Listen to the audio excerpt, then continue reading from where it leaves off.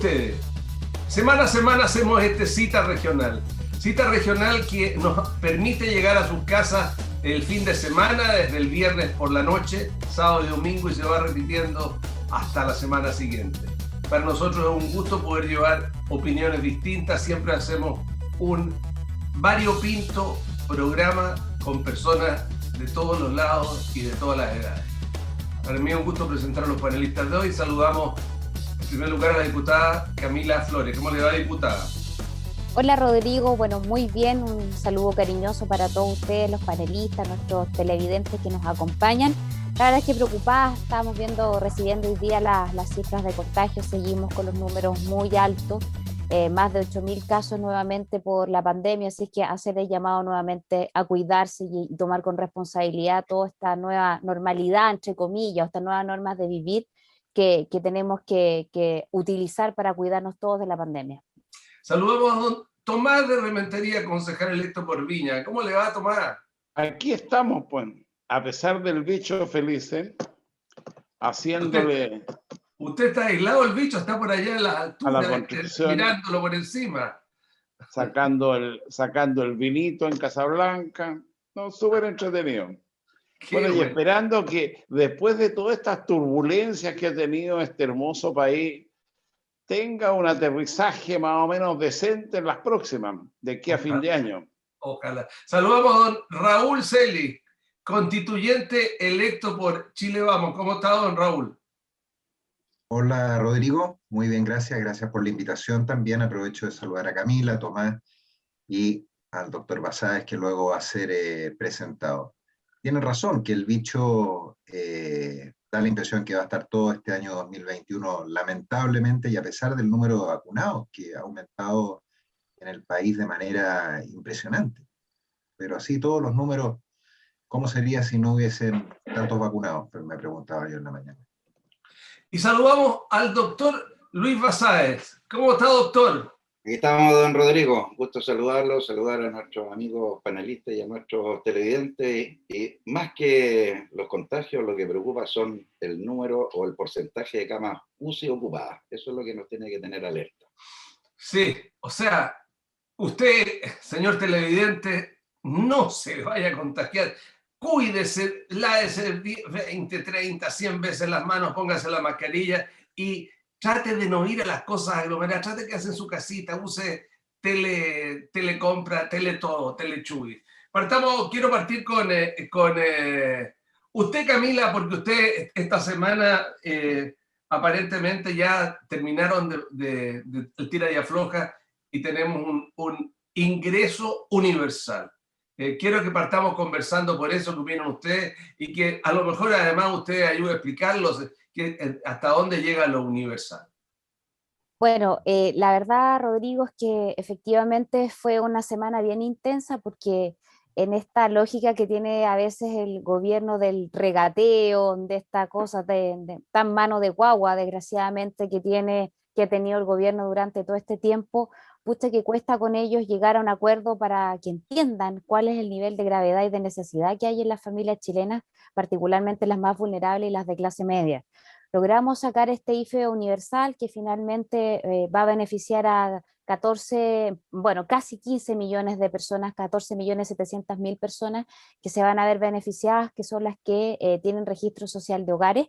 Así que aprovecho ahí de avisar a todas las familias, a todas las personas que no tengan registro social de hogares, como todavía estamos tramitando esto, recién pasó en primer trámite y pasó al Senado para su segundo trámite constitucional, hay algo de tiempo para que usted saque su registro social de hogares.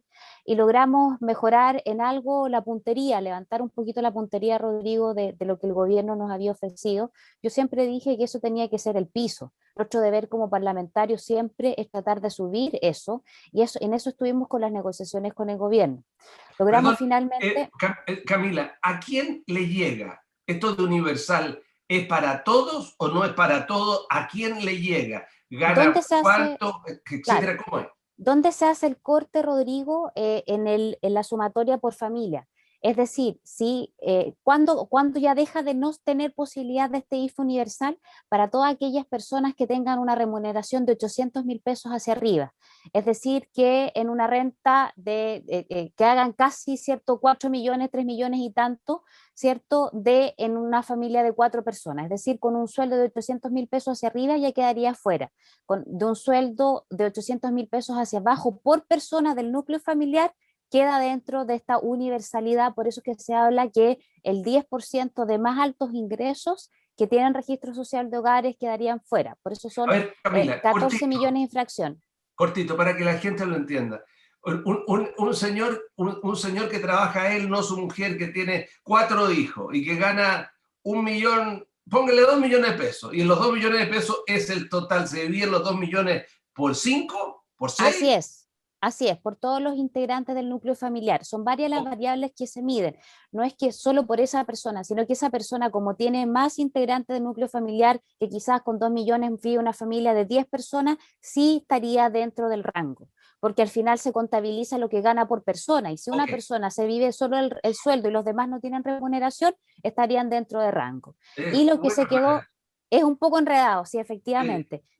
Por eso es importante explicarlo. Y lo otro, Rodrigo, es que logramos subir, que en el caso, por ejemplo, de una familia que tiene 4 personas como integrantes del núcleo familiar, va a quedar finalmente un IFE universal de 500.000 pesos. De 4 personas, 500.000 pesos. Y en el caso de que sean 4 personas, ¿cierto?, integrantes del núcleo, de 3 personas, perdón, del núcleo familiar, son 400.000. 4 personas del núcleo familiar son 500.000. Y si la persona vive solita, que no tiene más personas que compartan su familia, sino que sea uno solo, es de 177.000 pesos, y se va a pagar por los meses de junio, julio y agosto, y en septiembre logramos que al menos se pague la mitad. Ok. Tomás de Rementería. ¿Qué pasa, don Rodrigo? ¿Qué opina usted, digamos, que al fin se pongan de acuerdo de que por lo menos haya, ya cuando ya estamos sin cama, con 8.000 y tantas personas, digamos, por lo menos se pongan de acuerdo en que aparentemente a un porcentaje mayoritario, 90% de la población, le va a llegar unos pesos, digamos, por estos meses? ¿Qué opina usted? Es decir, cualquier solución es buena porque la situación es muy grave, y comparto lo que decía Raúl. Es decir, nosotros a principios de año decíamos, tipín mayo estaríamos conversando, y ahora ya claramente no conversamos hasta el próximo año. Es decir, tenemos por lo menos 6 meses claros y 6 meses con la productividad en el suelo, 6 meses con las necesidades en subida, 6 meses. Por eso que yo, cuando hicimos la introducción, decía, después de este vuelo que ha hecho Chilito con todos sus pasajeros adentro, de tanta turbulencia, de tanta recriminación compartida, porque la culpa la tiene el piloto, no, porque la culpa la tiene el copiloto, no, es que el ingeniero, no, que lo que pasa es que los pasajeros la revuelven mucho atrás. Después de toda esta turbulencia que ha pasado, aquí lo que hay que pensar es cuál es el aterrizaje que vamos a tener a fin de año, donde elegimos al primer mandatario y viene otro gobierno. O mandataria. Lo primero, bueno, generalizando que a quién le vamos a entregar el mandato. Pero para generación tendría que ser el primer mandatario. Es súper importante, es súper... ¿eh? ¿Le gusta el toreo a usted? Es que a usted le pasa lo mismo que a mí. Cuando somos mayores, esta cuestión, uno que claro, se elige presidente de la República, sea hombre o sea mujer, se elige una persona que va a dirigir el país, efectivamente. Cuando se dirige a la persona, uno dice presidenta, porque es el respeto, pero cuando todavía no sabéis qué es lo que es. Bueno, eso tan detallista, no, como dice usted, los mayores. Yo lo tengo asumido, lo de los mayores, no tengo ningún complejo. Mira, yo estoy casi, como dicen, volviendo a la infancia. Imagínate tú, ayer, para información del prójimo, estuve de cumpleaños, me vinieron a ver porque yo sigo enjaulado, mis hijos y mis nietos. ¡Feliz cumpleaños, Tomás! ¡Feliz cumpleaños! Y yo estoy fascinado con mis 73.000 kilómetros, gozo de buena salud. Reitero que estoy muy agradecido que los viñamarinos me hayan elegido concejal porque soy viñamarino primero que nada, porque amo esta ciudad, porque yo creo que hay muchas cosas que hacer. Y reitero lo que dije, si veo que pierdo el tiempo y que no sirvo, no voy más nomás. Y no me mandarán los carabineros a buscarme.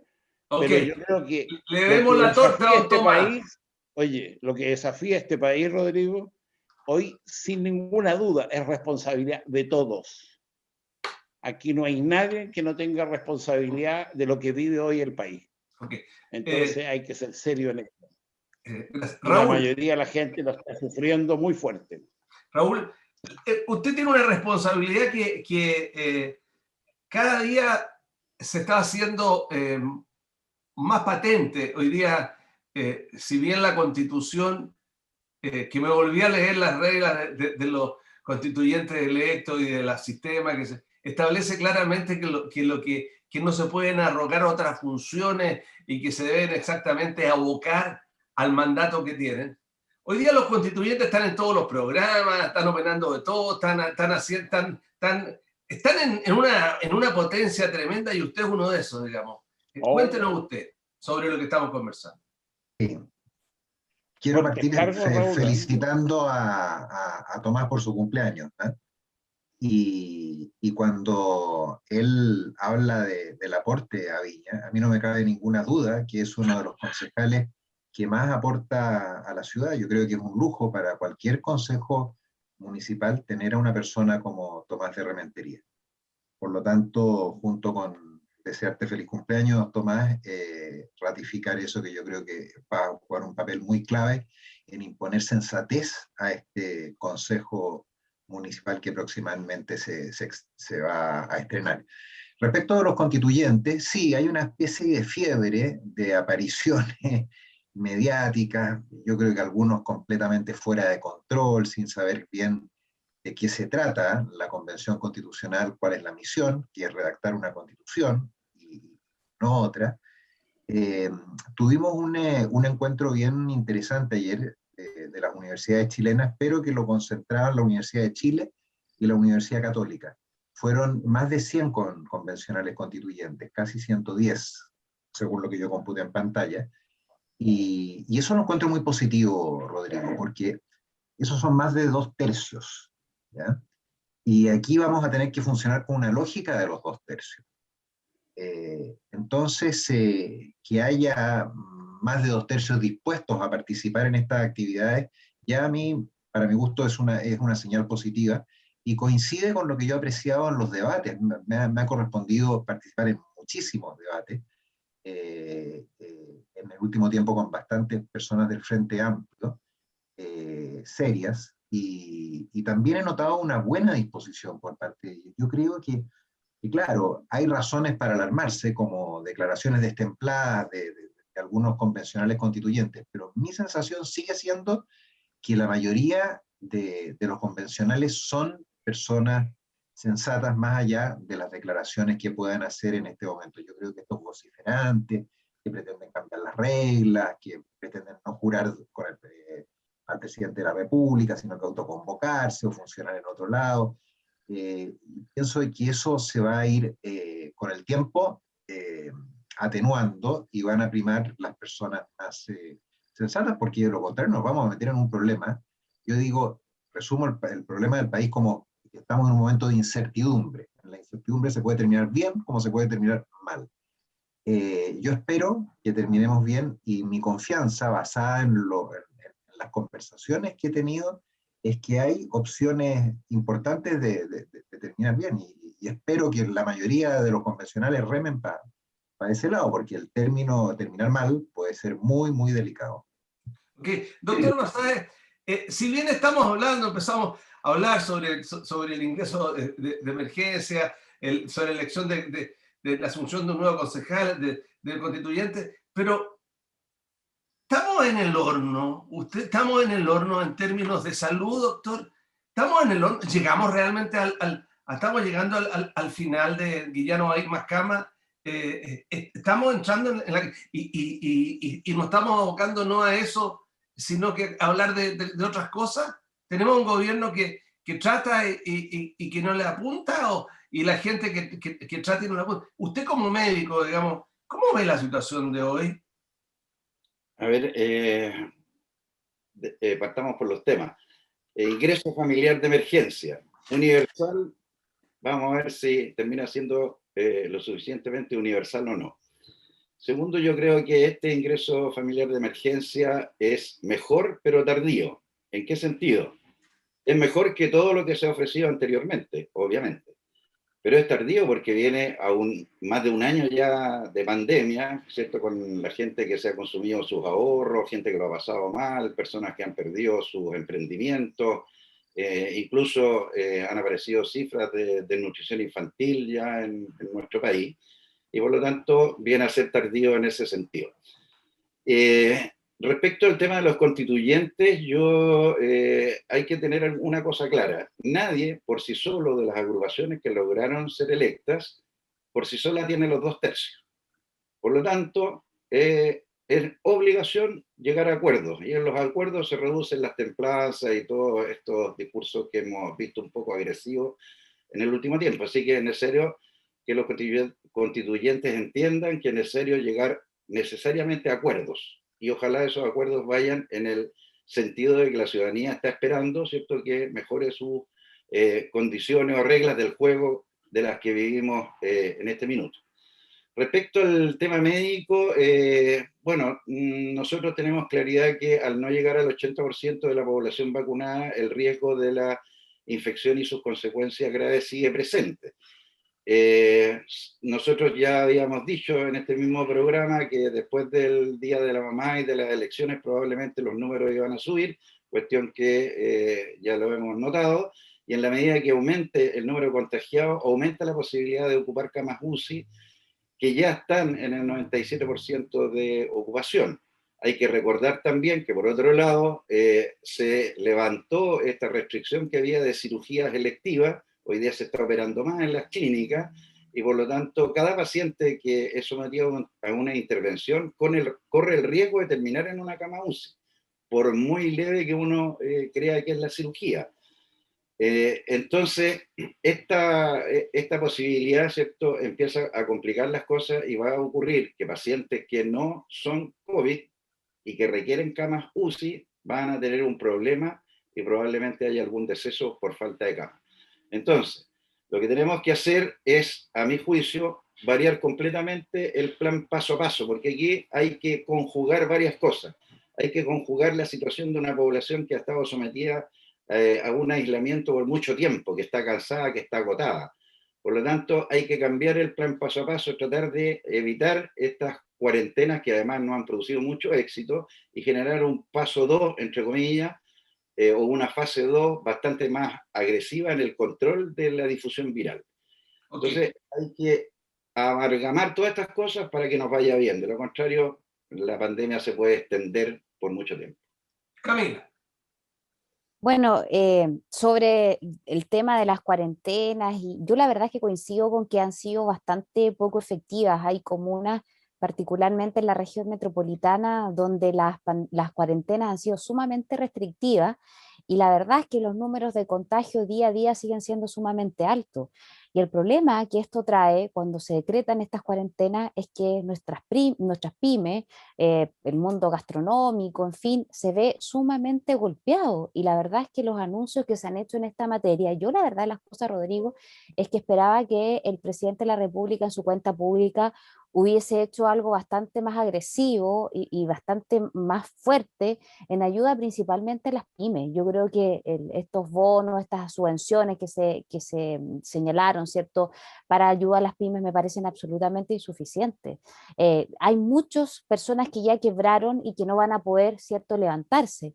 ¿Y qué pasa con todos aquellos que están sobreviviendo apenas? Particularmente en varias comunas de nuestra región, donde mucho más fuerte es el turismo, a mí me dicen, diputada, una cuarentena más y nosotros no lo resistimos. Entonces, ¿qué va a pasar con ello? Imagínate que ya retrocedimos, aparte de las comunas que ya teníamos en cuarentena en la región, también retrocedió los Andes, San Felipe. ¿Qué pasa si en unos próximos días retrocede Viña del Mar, Valparaíso? O sea, ¿qué va a hacer realmente esas pymes?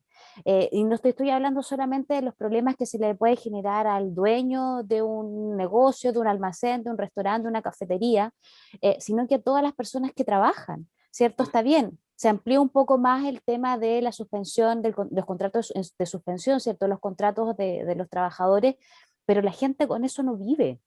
Y lo más probable es que estos negocios, estos comercios que están a punto de quebrar con una cuarentena más quiebren. La verdad es que yo esperaba algo del gobierno mucho más fuerte en ayuda a las pymes con la cuenta pública del presidente de la República y fue absolutamente deficiente. Y yo, la verdad, las cosas que creo que ya a estas alturas no van a hacer un gobierno un mayor esfuerzo para que aquellos que son quien dinamizan nuestra economía, que es el comercio local, las pymes, las MIPYMES, puedan Gracias. salir adelante. Tomás. Mira, decirle a doña Camila que aquí, como dije, esto no es solamente un problema del gobierno. Esto es claro.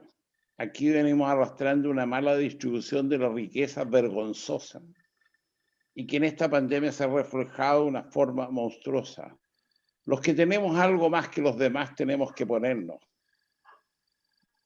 Y como dijo dentro de su sencillez la primera dama, dijo, vamos a tener que renunciar a algunos de nuestros privilegios. Es decir, y yo creo que eso no se ve. Los bancos siguen cobrando y ejecutando, que es un gusto. Las compañías eléctricas no pagan la cuenta de la luz y te la cortan nomás. Yo personalmente tengo un conflicto, capacidad instalada, 300.000 pesos mensuales, no consume, me los tiene que pagar igual. Es decir, es una vergüenza. No tienen la discusión donde usted votó en contra del impuesto a los súper ricos. Sí. Es decir, es grave la situación. Es grave. Y no veo una reacción. Y los que tienen, que son los dueños de este país, que son las 10 familias más importantes, maní, ellos tienen gran parte de su plata afuera. Si esta cosa revienta, no es nuestro problema. A mí me acontece que empieza a ser sabrosa la política local, porque doña Virginia, quien estuvo en el reinado 12 años, es decir, 14, 16 años intocable, bueno, ahora habría anunciado que no asumía como concejal. Y fue tan divertido ver la reacción de algunos de su mundo, que dijeron, no, pero ¿cómo no va a asumir cuando ella? Y otro que diciendo, sí, está bien, porque se va a exponer a que la agredan. Y el más divertido en eso es el amigo Urrutia, que es el que puso el grito más fuerte. ¿Y por qué hizo el grito más fuerte? Porque doña Virginia se le podría ocurrir ser diputada por Viña. Y eso significa que don Raúl se queda en su casa. Es decir, vuelve la política sabrosa que hace menos desagradable. Don Raúl no, Osvaldo. ¿Cómo? Don Osvaldo Raúl. Urrutia, sí. Bueno, me confundí entre los Urrutia, que no tiene... Pero Raúl te digo, en el sentido de que vuelve los rumores de esa política cuando... ¿Por qué no ponerla franca? Ok. Que tiene claro que si la Virginia es candidata a diputada, las posibilidades de don Osvaldo Urrutia no, pero sale con un discurso diciendo, no, cuando uno es elegido tiene que responder frente a la ciudadanía. Okay. Esas son las cosas que tienen aburrida a la gente. Raúl, ahí me quedo dando cuenta. O sea, Virginia, si no asumiera como concejal, ¿podría ser candidata a diputada? Yo creo que sí, no he estudiado bien las inhabilidades ahí o incompatibilidades. Camila debe manejar mejor el punto, pero me da la impresión que sí, ¿verdad? Si Lo que pasa es que claro, pero ella ya estaba en ejercicio y tendría que haber renunciado un año antes para poderse presentar. si bien ella no eres candidata, digamos, no está hoy día como alcaldesa en ejercicio, para haber sido candidato a diputado o a core tendría que haber renunciado un año antes, es decir, en octubre, noviembre del año pasado. Ok. Por lo tanto, ella estaba en ejercicio en esa época y no renunció. Eso me parecía a mí. Continuemos con usted, Raúl. Eso quiere decir que don Osvaldo puede dormir tranquilo. O sea, si es que tiene los votos. Claro, sí, Claro. claro. Ahora nadie puede dormir tranquilo, yo creo de ningún lado nadie puede dormir tranquilo, digamos. Las ventanas quedaron abiertas y puede entrar cualquiera, digamos. Don Raúl. Sí, yo tomé un par de preguntas acá que me gustaría, Rodrigo, si después se pueden profundizar por otros de los panelistas. Por ejemplo, el registro social de hogares del que habló la Camila. Creo que sería bueno explicar cómo inscribirse, porque yo tengo la impresión de que hay mucha gente, especialmente de los sectores más modestos, tal vez que no tienen buen acceso a Internet, que no están incorporados en ese tipo de registro. Y el doctor Basáez también, yo le lanzo esta pregunta porque es interesante, estaba recién chequeando que estamos casi en los 11 millones de vacunados. De esos 11 millones, un 74,5 está con la segunda dosis. Esto es a hoy, lo chequeé recién.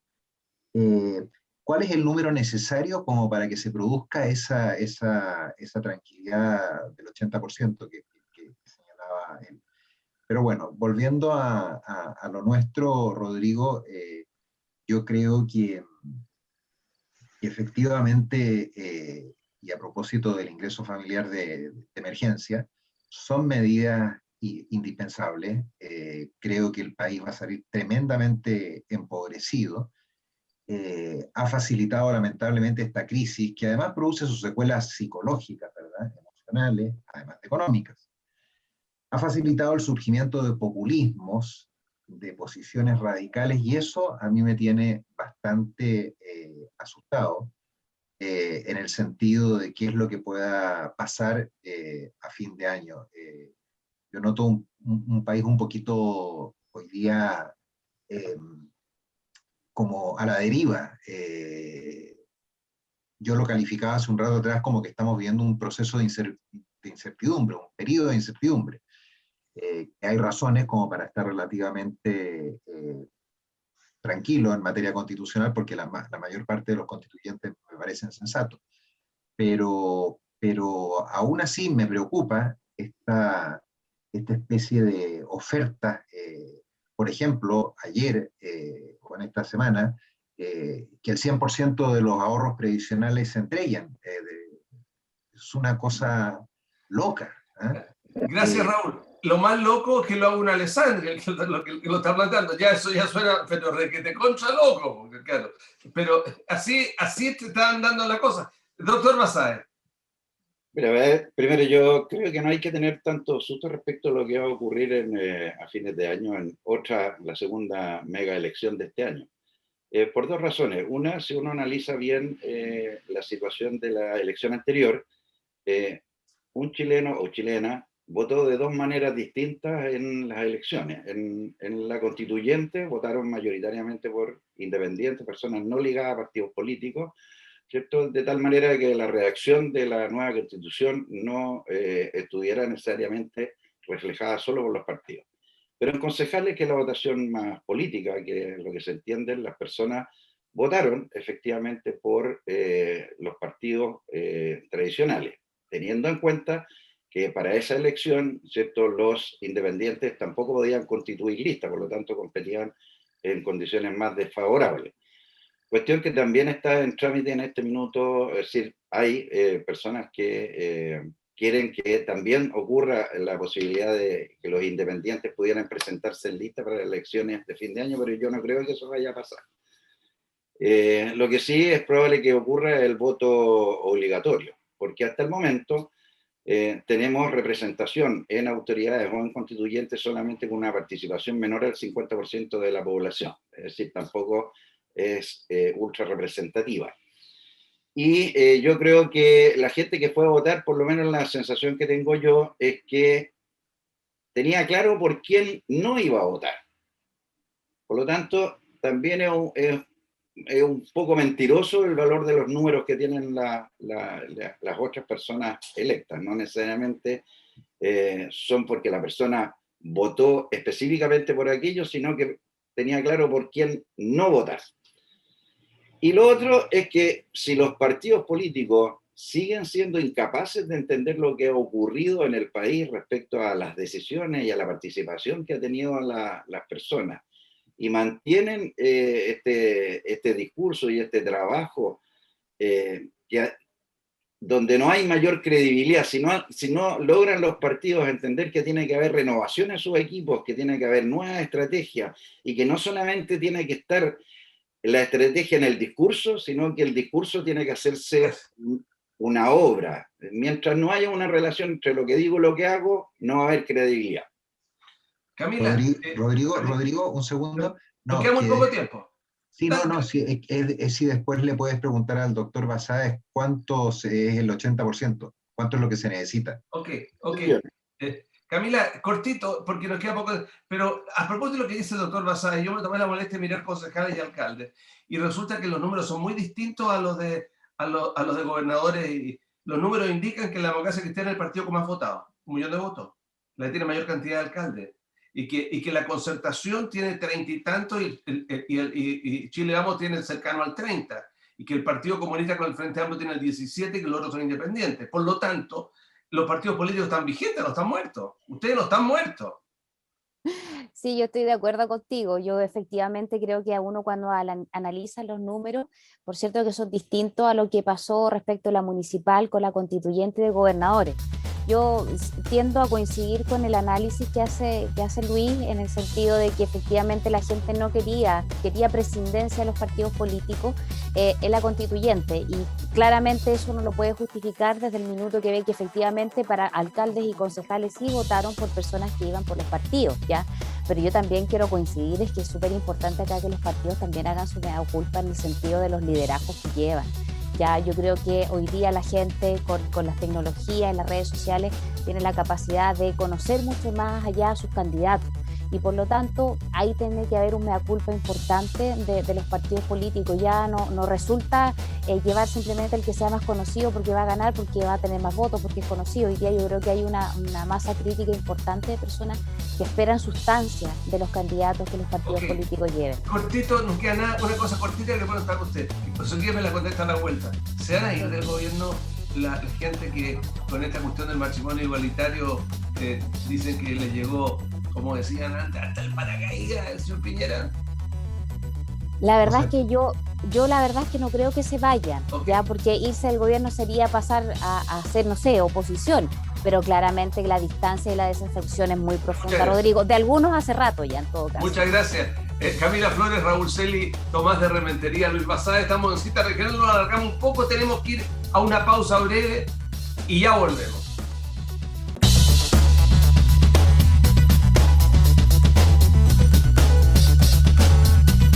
Continuamos en la segunda parte de esta Cita Regional. Hoy estamos con Tomás de Rementería, Luis Basáez, Camila Flores y Raúl Celi. Quiero cambiar el orden y partir distinto. Quiero partir por usted, Tomás. Quiero partir por usted sobre este tema de esto que causó tanta polémica en las palabras del presidente cuando habló de abrirse darle mayor urgencia al matrimonio igualitario. ¿Qué opinión tiene usted como un hombre grande ya ahora a sus 73 años? Un hombre grande. Mira, yo creo que son los avances lógicos de la madurez de la sociedad. Acuérdate tú cuando se hablaba de eliminar la diferencia entre hijos legítimos y ilegítimos, que era una vergüenza. ¿Qué culpa tiene el niño nacer dentro del matrimonio, fuera del matrimonio, o de un padre que no lo reconoce? Hijos ilegítimos. Es decir, lo reconocía, pero fuera del matrimonio era ilegítimo. Pasó el divorcio, cuando se discutió el divorcio, bueno, se va a caer el mundo, se acaba la institución de la familia. Yo creo que esto es la naturaleza, y el que cada uno opta, lo que hay que hacer es respetar. Y yo creo que el amor es un sentimiento propio del ser humano, que no distancia ni de sexos, ni de momentos, ni de una cosa. Entonces, no puede venir la ley a decir qué es lo que tiene que hacer. Okay. Entonces, Cortito, dar la oportunidad, yo creo que es muy... Quiero cortito entrar a este tema. Raúl, cuando hay amor no importa el sexo, decía Platón, que era homosexual, en relación a otro filósofo. La gente ha malentendido el concepto del amor platónico, que es un tema... O sea, esta cosa de la homosexualidad viene de toda la historia. ¿Qué opina usted sobre el matrimonio igualitario? A ver, lo que se le reprocha al presidente de la República por parte de nuestro sector, Rodrigo, es cuál era la necesidad de anunciarlo ahora, a pocos meses de una elección presidencial y parlamentaria, siendo un tema que divide al sector. O sea, primero, la centro-derecha está en un mal momento, y segundo, introduce un tema que divide inevitablemente a la centro-derecha. Entonces, ¿para qué? ¿Qué se pretendía con eso? ¿Cuál era la necesidad de hacerlo?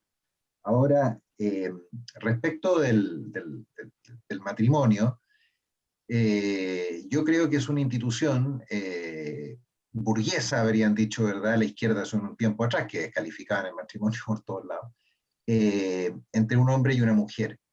Sí creo que pueden haber otras relaciones, de hecho el Papa Francisco ha escrito sobre eso, y yo creo que va muy atinado lo que ha dicho, el respeto que hay que tener a estas uniones, darles acogida, yo en eso lo comparto completamente.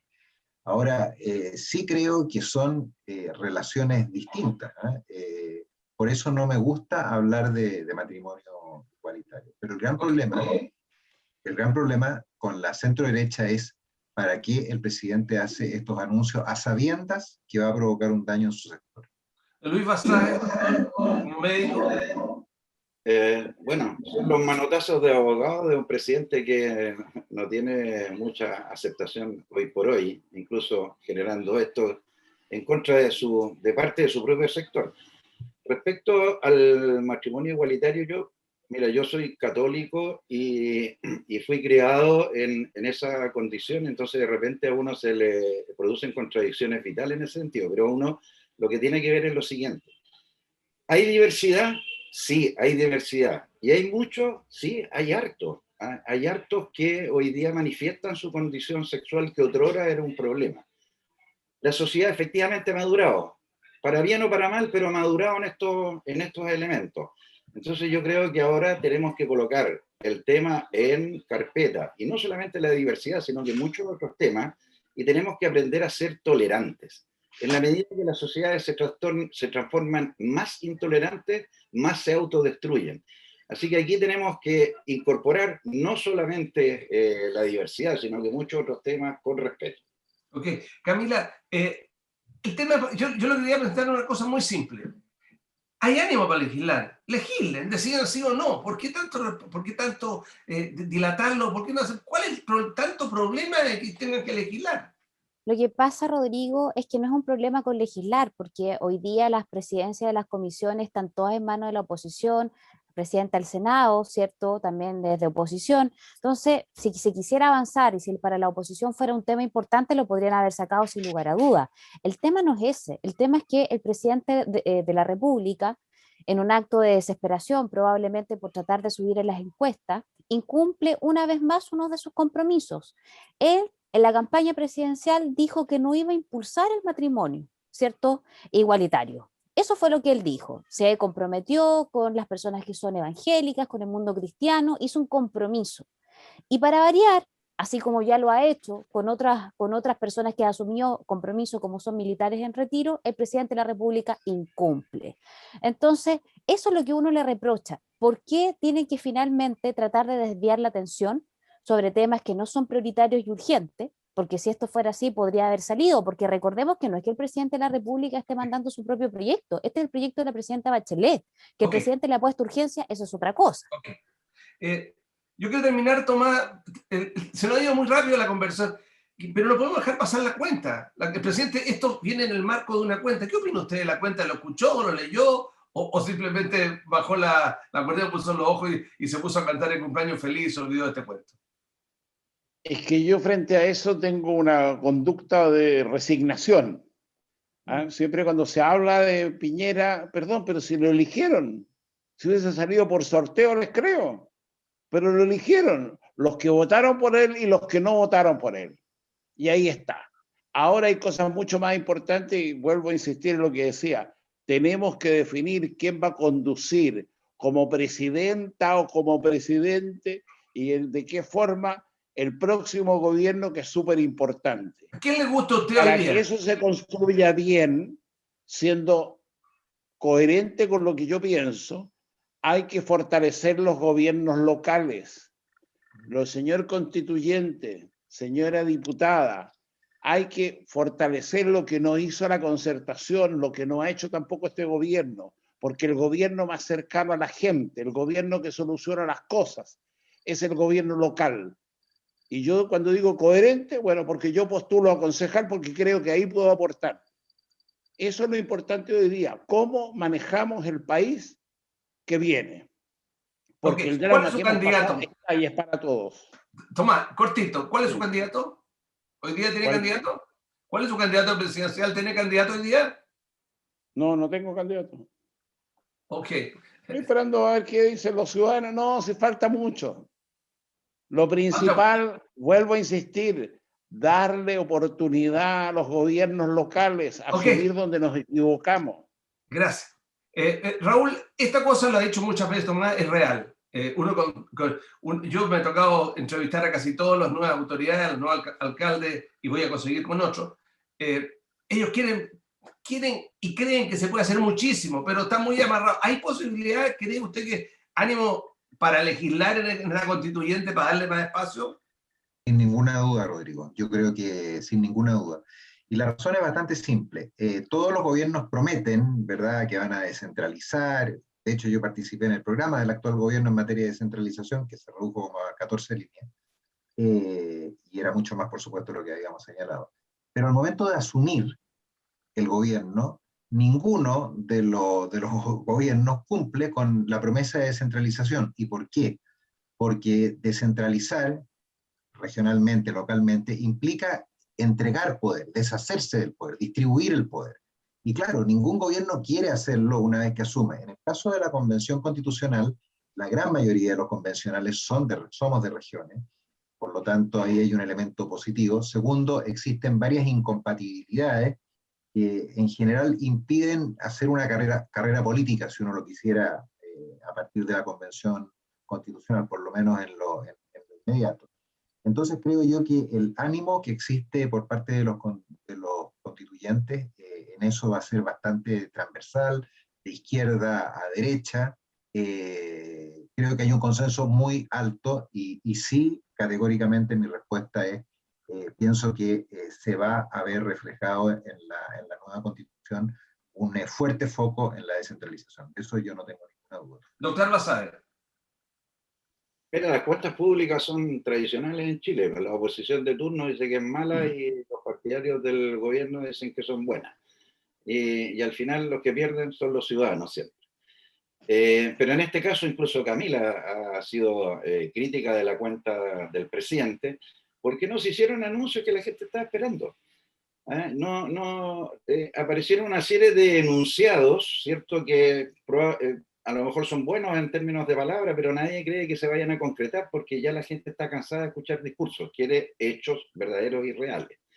Y eso es lo que, como dije, incluso Camila lo ha manifestado, faltó en el discurso del presidente. Un discurso más agresivo, ¿cierto?, con más fuerza respecto a la situación que está viviendo la mayoría de las personas en el país. Y yo creo que fue eso. Hoy día uno pregunta quién votó por Piñera y son re pocos los que votaron por Piñera. Como que se le están arrancando los amigos. Pero eso tiene que ver con la visión que tenemos hoy día de un gobierno que ha fracasado en la conducción del país, que la gente no le cree y que en la práctica no ha defendido como corresponde a sus ciudadanos, que es el mandato que le entrega el país a cualquier presidente. Gracias. Camila. A ver, la verdad es que yo he escuchado muchísimas personas decir que efectivamente trabajamos, nos sacamos la mugre para que este gobierno gane, teniendo la expectativa de que iba a hacer las cosas bien y nos sentimos muchos muy defraudados y muchos desilusionados, incluso arrepentidos de haber apoyado. Y esa es la verdad de las cosas. Ese discurso uno lo escucha muchísimo, porque efectivamente el presidente de la República ha hecho un gobierno peor del que ya tuvimos, porque el primer gobierno del presidente Piñera tampoco fue un lujo, ya digamos las cosas como son. Yo creo que hubo cosas muy importantes y hubo cosas que quedaron al debe, y nosotros esperábamos que este segundo gobierno, este segundo mandato iba a ser diferente, y no ha sido así.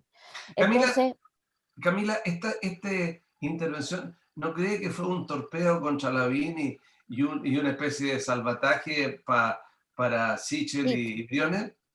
es probable. Yo la verdad de las cosas, Rodrigo, que ya me espero cualquier cosa del presidente, hasta que salga diciendo que va a aprobar ahora la legalización de la marihuana con tal de subir en las encuestas. Yo lo creo capaz, ya para tratar de salvarse y tratar de terminar estos pocos meses que le quedan de gobierno con mayor valoración en las encuestas. Puede ser, yo no lo descarto, porque claramente para el candidato Lavín esta es una complicación profunda. Ya, a diferencia de los otros candidatos, ¿cierto? Como particularmente Sebastián Sichel, yo creo que puede ser, es probable que Sichel sea el candidato de la Moneda y del presidente de la República. Muchas gracias. Con ese anuncio suyo a lo mejor podré probar alguna vez un queque de marihuana.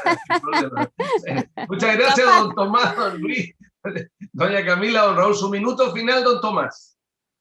Mira, yo para tranquilizar a Camila, yo creo que el presidente está más preocupado dónde se va a meter, no cómo van las encuestas.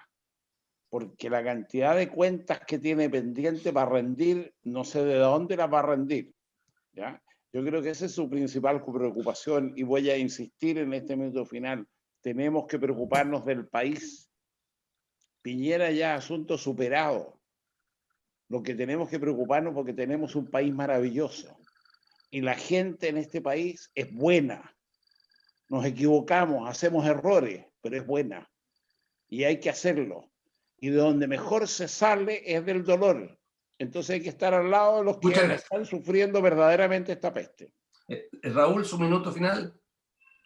Sí, el presidente Piñera ha tenido problemas objetivos en su gobierno. La pandemia, desde luego, ha sido un golpe enorme, la pérdida de control del orden público. La oposición tampoco se le ha hecho fácil al presidente Piñera, pero claramente, Rodrigo, dentro del sector ha habido una decepción, porque si uno quiere medir las cosas como le gusta al presidente y lo mide por resultados, los resultados han sido deficientes, independientemente que la haya tenido difícil. Yo lo que espero es que estas deficiencias no impliquen optar por un camino populista a fin de año. Gracias. Bueno, pedirle a las autoridades antiguas y a las nuevas, ¿cierto?, que abandonen esto de los discursos populistas y de los ofertones, y comencemos a trabajar con la verdad encima de la mesa para no confundir a la gente.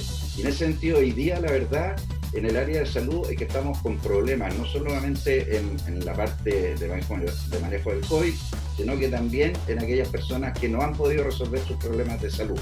Entonces, todos, como dice el amigo Tomás, es responsabilidad de todos, todos tenemos que meternos en esto para poder resolver los problemas de las personas. Ok, muchas gracias. Camila.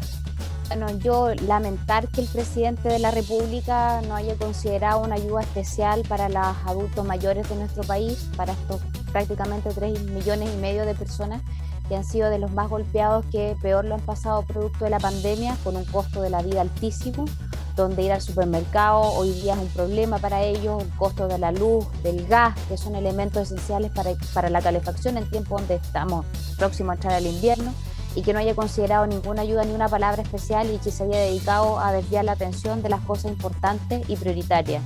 Yo creo que todos quedamos con esa sensación de que faltó robustez. Muchas gracias, Camila Flores, Raúl Celi, Tomás de Rementería, Luis Bazán. Al terminar, Nobleza Obliga, se murió el papá de una de nuestras conductoras de Ministra Chelo, nuestro sentido pésame. Y a usted, Tomás, querido amigo, tantiaguri ate, tantiaguri Tomás, tantiaguri caro mío, Feliz cumpleaños, Rementería. Muchas gracias. Estén ustedes muy bien. Un placer.